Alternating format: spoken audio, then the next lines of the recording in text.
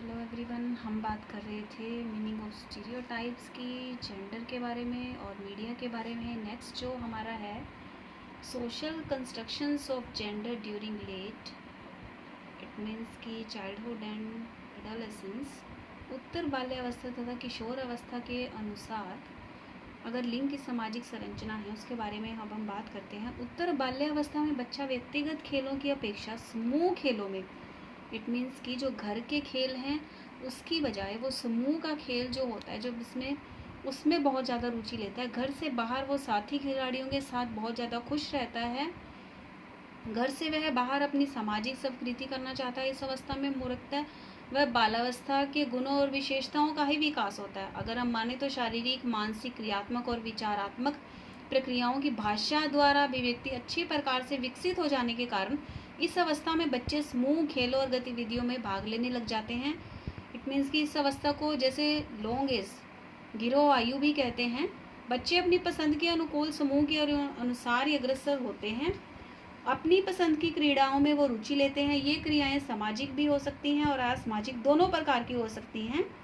इस अवस्था में विभिन्न गिरोहों की परस्पर लड़ाई सामान्यतः विशेषता होती है। आपने देखा भी होगा, लड़कों के गिरोह का नेता आयु से बड़ा, शारीरिक रूप से सबल, उत्साही लड़का होता है जो प्राय सुंदर, कोमल या और जो जबकि लड़कियों की नेता प्राय सुंदर, कोमल और बुद्धिमान लड़की ही होती है। सामान्य गिरोह अपनी क्रियाएं तथा व्यवहार के अनुसार निर्धारित करते हैं। बच्चा कभी एक गिरोह का सदस्य होता है, कभी एक दूसरे का, कभी कभी स्वतंत्र रूप से व्यवहार करता है। 8 वर्ष की आयु तक वह सामूहिक खेलों में ही अधिक रुचि लेता है। उत्तर बाल्यावस्था में बच्चे सामाजिक व्यवहार के कुछ प्रतीकात्मक प्रतिमानों को भी सीखते हैं। 7 से 8 वर्ष की आयु में बच्चा अपने गिरोह के नेता से सर्वाधिक प्रभावित होता है, सुझाव ग्रहण करता है। गिरोह आयु की अगर हम बात करें, पहचान और समूह जो सदस्यों के कारण प्रतिस्पर्धा भी उनको पाई जाती है। सामाजिक मूल्यों से जैसे निष्ठा हो गई, लॉयल्टी हो गई, सहानुभूति हो गई आदि के जो विकास में सहायता देती हैं। भिन्न भिन्न समूहों के प्रति निष्ठा होने के कारण बच्चों में सामाजिक विभेदीकरण विकसित हो जाता है।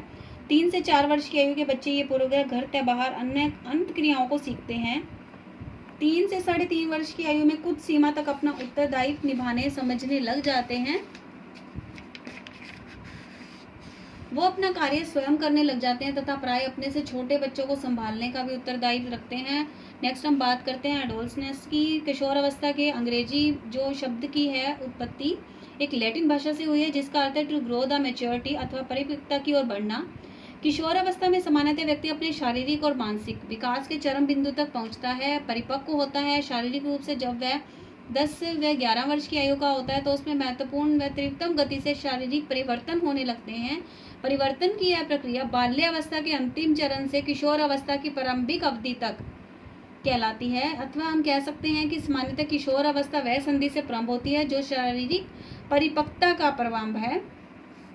11 से 12 वर्ष से अगर 14 वर्ष के लगभग यह अवधि सबसे महत्वपूर्ण मानी जाती है। लड़कियों में वह संधि अवस्था लड़कों की अपेक्षा 1 वर्ष पहले आती है क्योंकि उनमें शारीरिक परिवर्तन अधिक स्पष्ट दिखाई देते हैं।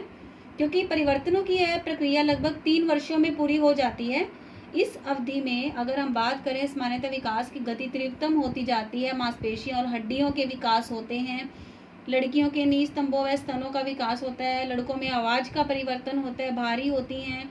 यौन शिक्षण की जैसे विशेषताएं जैसे दाढ़ी, मूछ व अनुषंगी बालों का आना व विपरीत यौन की ओर आकर्षित होना।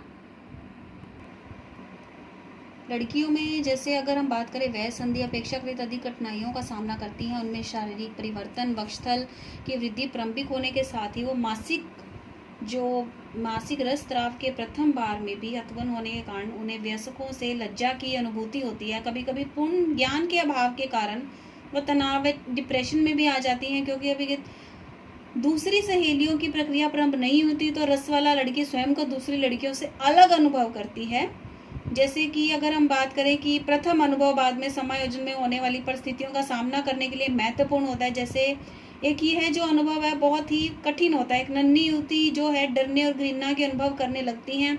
लड़कों का जो शारीरिक विकास है लड़कियों की अपेक्षा अधिक हो जाता है।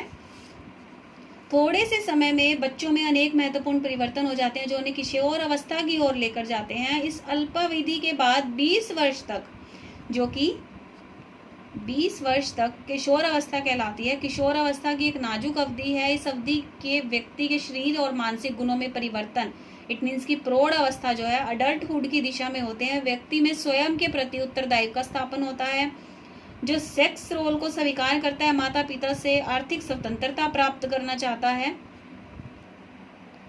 फर्स्ट पॉइंट अगर हम बात करते हैं किशोर अवस्था एक परिवर्तन की अवस्था है। इस अवस्था में बाल्यावस्था के गिरोह कार्यों में तीव्रता से परिवर्तन होता है तथा व्यक्ति का जो व्यवहार है प्रौढ़ अवस्था की ओर अग्रसर होता है। नेक्स्ट जो सेकेंडली अगर हम बात करें तो इसमें जैसे किशोर अवस्था के विकास में आवेगों के द्वंद्व जैसे संवेदनशील बनाम परोपकारिता रूढ़िवाद आदि को दर्शाया जाता है।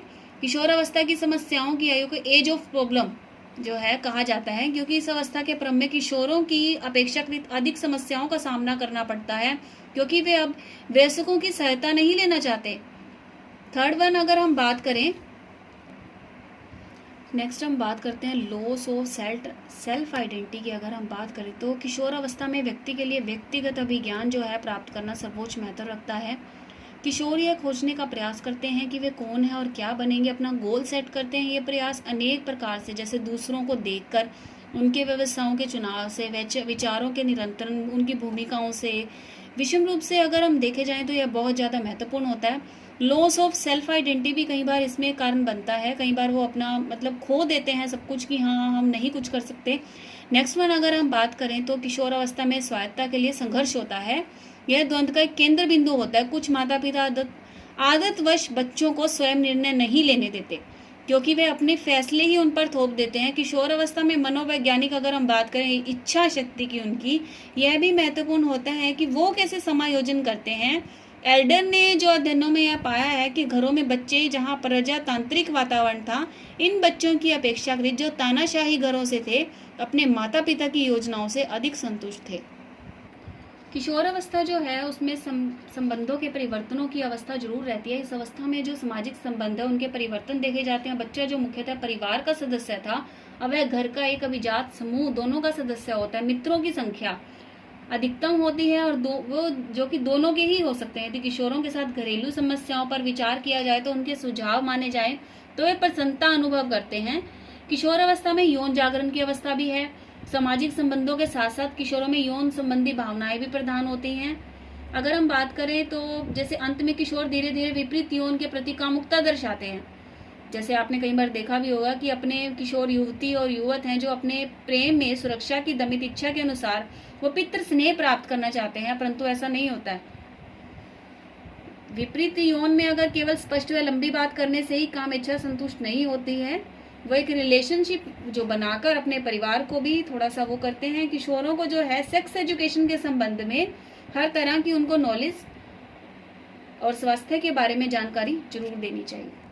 Thank you.